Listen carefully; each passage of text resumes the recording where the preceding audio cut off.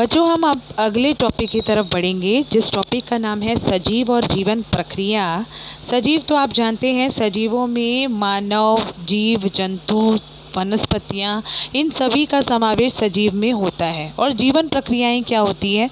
जीवन प्रक्रियाएं जैसे कि पाचन, श्वसन, उत्सर्जन, ये सारी जीवन प्रक्रियाएं होती हैं। इन्हीं जीवन प्रक्रियाओं के द्वारा शरीर के अंदर, चाहे वो जीव जंतु का शरीर हो, मानव शरीर हो या वनस्पति हो, उनके अंदर ऊर्जा उत्पन्न होती है।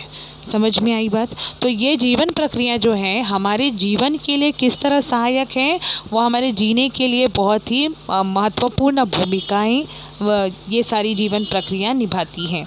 ठीक है, तो अब जैसे कि हमारे जो शरीर होता है, इसमें बहुत सारे अलग अलग संस्थान काम करते हैं, जैसे कि पाचन संस्थान, श्वसन संस्थान, रक्ताभिसरण संस्थान, उत्सर्जन संस्थान, नियंत्रण संस्थान। तो ये जो संस्थान होते हैं, इन संस्थान के अंदर भी कई सारे अंग मौजूद होते हैं और हर अंग को आपस में कोऑर्डिनेशन के साथ, समन्वय के साथ काम करना पड़ता है। और इस कार्य के लिए इन संस्थानों को किसकी ज़रूरत पड़ती है? ऊर्जा की ज़रूरत पड़ती है। कोई भी संस्थान बिना ऊर्जा के कार्य नहीं कर सकता।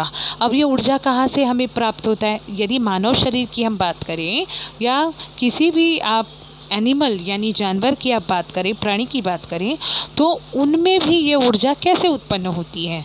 तो कार्बोज पदार्थ यानी कार्बोहाइड्रेट, जिसे हम अंग्रेज़ी में कार्बोहाइड्रेट कहते हैं, स्निग्ध पदार्थ जो यानी फैट जो होता है हमारे खाने में वो, और प्रोटीन यानी कि प्रथिन जो मौजूद होता है हमारे खाद्य पदार्थों में, ये सारे घटक जो होते हैं ना, ये ऊर्जा निर्मित के लिए मुख्य स्रोत माने जाते हैं।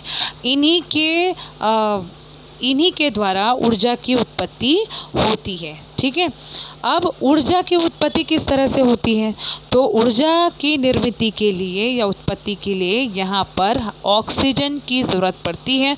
और ये ऑक्सीजन हमारे शरीर में कैसे प्रविष्ट होती है? श्वसन क्रिया के द्वारा।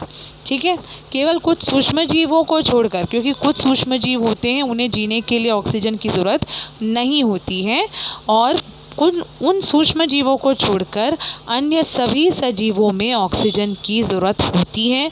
और इसी ऑक्सीजन के द्वारा ये जो भोज्य पदार्थ होते हैं, इसका पाचन हो पाता है, जिसकी वजह से ऊर्जा की निर्मित हो पाती है। ठीक है, तो ये हो गई बात ऊर्जा की कि किस तरह से ऊर्जा निर्मित होती है। अब वनस्पति और प्राणी में एक मुख्य अंतर है कि वनस्पतियाँ जो होती हैं वो अपना पोषण स्वयं करती हैं। इसीलिए आपको पता होगा कि वनस्पतियों को स्वयं पोषी कहा जाता है, क्योंकि वे अपना भोजन की निर्मित स्वयं करती है। ठीक है, और ये जो भी भोजन अगर एक्स्ट्रा भोजन उनके पास होता है, तो वह जो भोजन होता है वह पत्ती, तने और जड़ों में संग्रहित करके रखती हैं। ठीक है, तो इस तरह से वो भी अपना भोजन बनाती हैं और ग्रहण भी करती हैं और संग्रहित भी करके रखती हैं। तो चाहे इस तरह से आप कह सकते हो, चाहे वनस्पति हो चाहे प्राणी हो, सभी को भोजन की आवश्यकता होती है।